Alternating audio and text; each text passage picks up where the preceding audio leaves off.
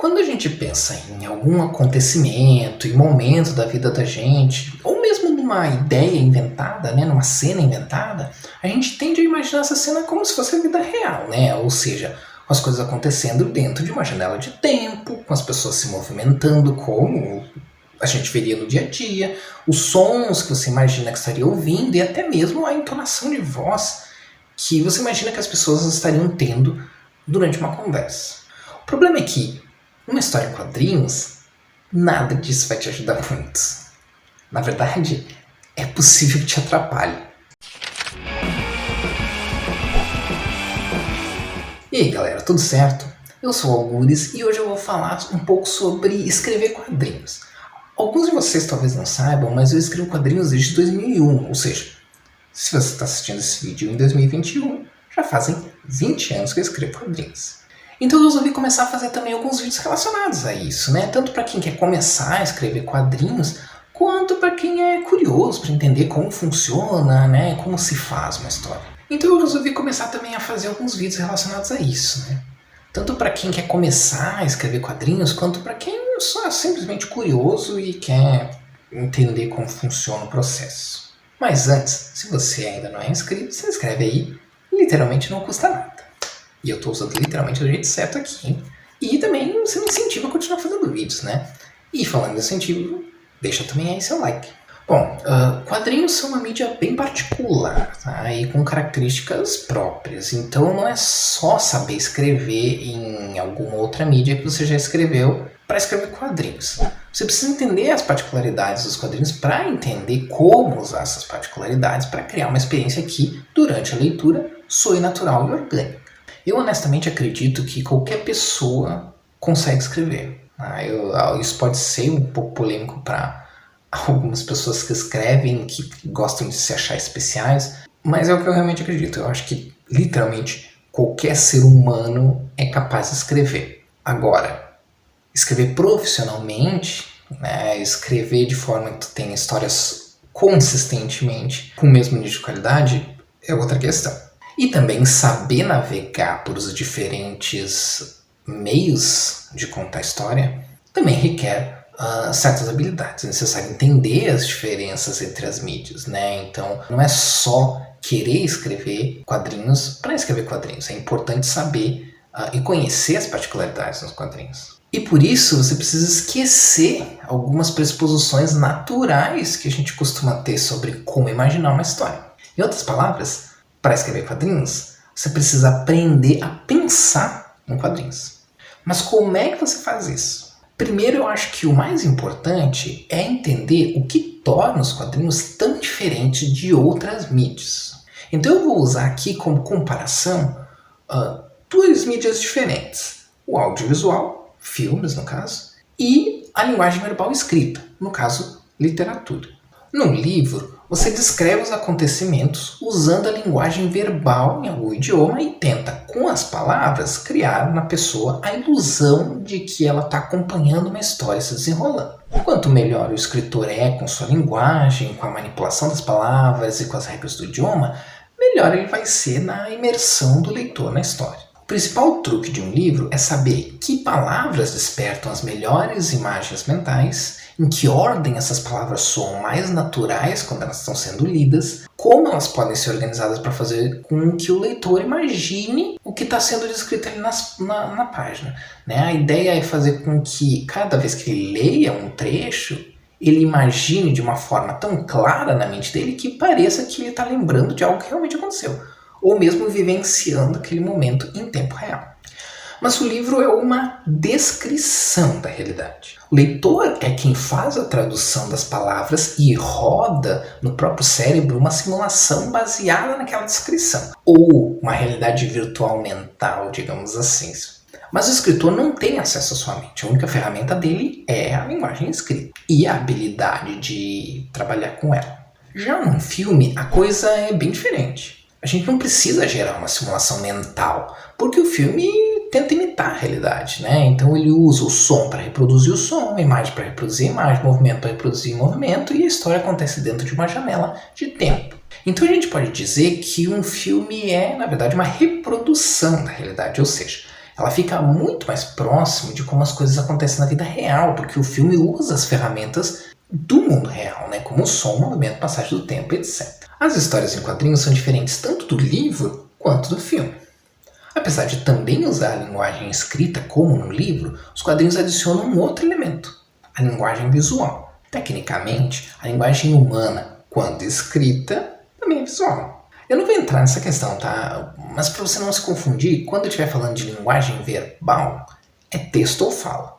Quando eu estiver falando de linguagem visual, eu estou falando de linguagem pictórica, ou seja, desenhos, representações, símbolos e assim por diante. Adicionar imagens cria uma outra camada para a narrativa que o livro tradicionalmente não tem. Ou quando tem, a história não se apoia tanto nisso quanto nas palavras. Por exemplo, duas pessoas podem ler a mesma descrição de um livro e ter imagens mentais completamente diferentes daquela descrição. As duas pessoas vendo uma página de HQ não estão vendo a mesma coisa. Outra vantagem da imagem é que quando você usa a ilustração, que é o caso mais comum dos quadrinhos, ou mais tradicional, digamos assim, o caráter artístico da ilustração também entra em cena. O estilo do artista pode dizer muito sobre o tipo de história que a gente está lendo, sobre o tom, a atmosfera e criar um clima. E isso pode ser uma vantagem, porque num livro de terror, por exemplo, o escritor vai precisar contar com uma boa descrição para gerar no leitor a imagem mental que dê a atmosfera necessária. Com um bom ilustrador, a atmosfera é percebida imediatamente numa história em quadrinhos, sem a necessidade do esforço intelectual de ler e interpretar a linguagem verbal antes. Eu não estou dizendo que ler quadrinhos não exige esforço, tá? Na verdade, eu percebi o contrário, que muitas vezes uma HQ exige mais esforço intelectual do que outras mídias, mas isso não é o caso. O que eu quero dizer aqui é que a arte pode gerar uma emoção antes da percepção intelectual, porque não requer a leitura de um texto. Só que essa característica dos quadrinhos também tem suas limitações, né? Uma página de quadrinhos, tradicionalmente, não tem som, não tem movimento. Todo o trabalho pesado de representar elementos que não são visuais cai na conta da imagem, que é 100% visual. Por isso os quadrinhos não são nem uma descrição e nem uma reprodução. Eles são uma representação da realidade. E isso muda tudo. Essa é a primeira coisa que você tem que entender se quiser escrever uma história em quadrinhos. Que se uma pessoa estiver correndo na sua HQ, isso vai ter que ser representado de forma gráfica. Que se alguém estiver falando, ou se uma música estiver tocando, ou se alguém soar um apito, você vai ter que representar o som graficamente. Mas você não pode usar um movimento real, um som real na imagem, como você poderia, por exemplo, num filme.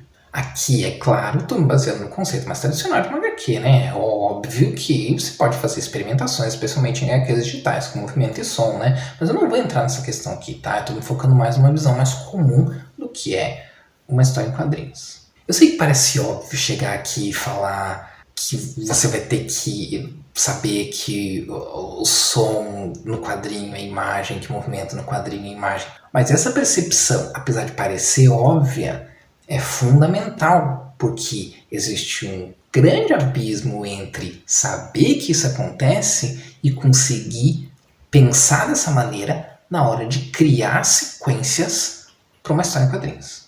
Então, o que você pode fazer para começar a aprender a pensar em quadrinhos? Bom, a primeira coisa é parar de imaginar cenas como se estivesse acontecendo num filme. Como os filmes estão mais próximos da realidade, no sentido de que eles reproduzem a realidade, é normal quando você pensa numa história e imagina uma cena, que você imagine como se estivesse vendo um filme mesmo, né? Porque é como se desenrolaria, né? Como se acontecesse no mundo real. Essa é uma intuição inevitável, tá? E bem normal. Mas quando você for pensar numa história que sabe que vai ser uma história em quadrinhos, tem que pensar como uma história em quadrinhos. Parece idiota se isso é até óbvio, mas é mais fácil falar do que fazer. E como você faz isso de fato? Bom, assim como quando você imagina uma cena, a tendência a pensar nela como um filme, pega essa mesma cena, imagine como ela estaria numa página em quadrinhos. Como os quadros estão organizados, o que acontece em cada quadro, onde estão posicionados os balões, a legenda, etc. Se ajudar, pense primeiro na cena da forma mais natural, como um filme. E depois tente ver se essa cena se encaixa numa página ou em várias páginas de quadrinhos. Você vai perceber, por exemplo, que uma luta corpo a corpo entre dois personagens não dá para simplesmente jogar num monte de quadros. Uma luta de 15 segundos no mundo real ou num filme poderia levar 20 páginas se você pensar Que um quadro é um cara dando um golpe, outro cara é o cara devolvendo golpe, outro cara, o quadro é o cara desviando, e se for uma coisa quadro a quadro, né? Você vai ver que vai ter que ter algum tipo de adaptação para representar melhor o mundo real.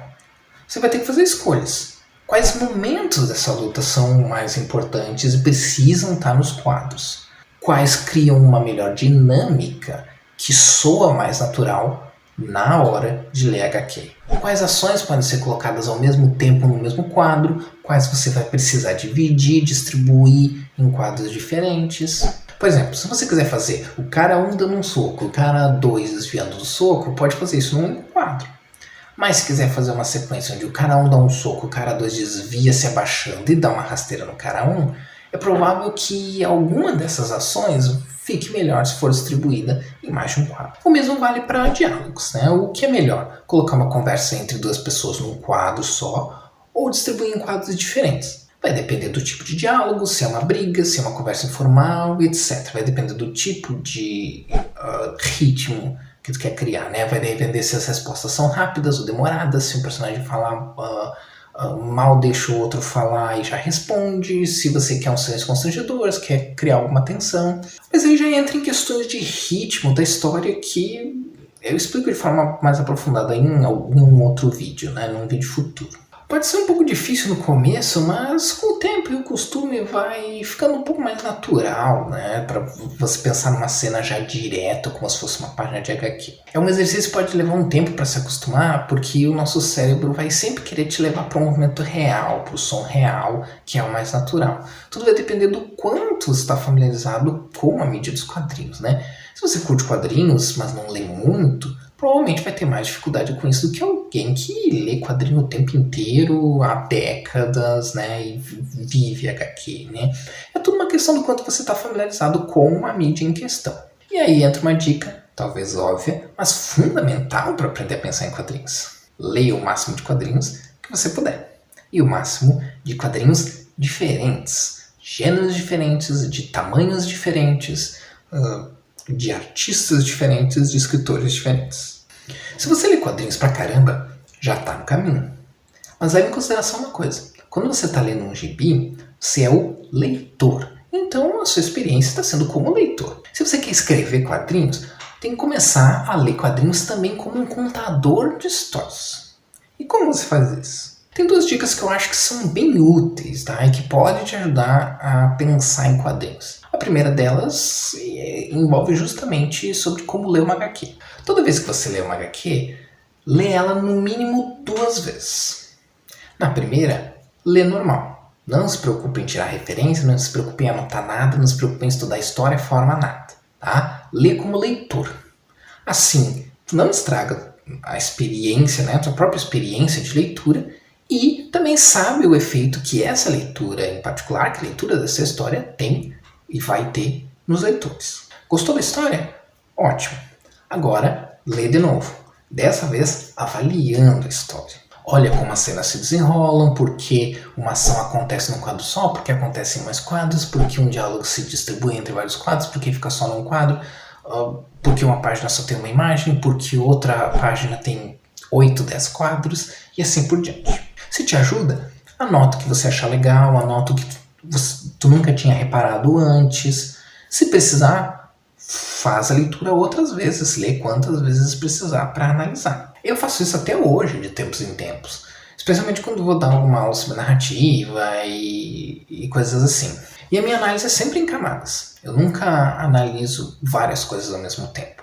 Eu faço, por exemplo, numa leitura eu avalio só ação, só ações. Numa outra eu avalio só composição, numa outra eu avalio só diálogo, na outra só onomatopeias, na outra só distribuição de quadros, na outra só desenvolvimento de personagens e assim por diante. Uma outra dica bem útil, mas que talvez o aspirante a roteirista de quadrinhos que não é desenhista pode se incomodar um pouco, é imaginar a cena como ela aconteceria numa página de HQ e tentar fazer um rascunho de como poderia ser essa página para ver se a forma como você pensou vai funcionar. Você não precisa saber desenhar, tá? Só precisa saber representar uma ação.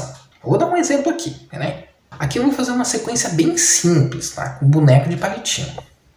A cena é a seguinte. Duas pessoas brigando, a primeira dá um soco na segunda, a segunda desvia do soco, responde com um soco na primeira pessoa, que é atingido e cai no chão. Tá? Bem simples. Existem várias maneiras de pensar nessa sequência, mas a mais simples eu acredito que seja com 3 quadros. O primeiro quadro tem duas ações. O cara 1 tenta acertar um soco e o cara 2 desvia do soco. No segundo quadro, nós temos apenas uma ação. O cara 2 acerta um soco no cara 1. E no último quadro, a gente vê o cara 1 no chão, com o cara 2 de pé, indicando que ele venceu. E olha, eu não pensei em termos de composição, de ângulo de câmera, de cenário, nada. Só pensei na sequência de ações.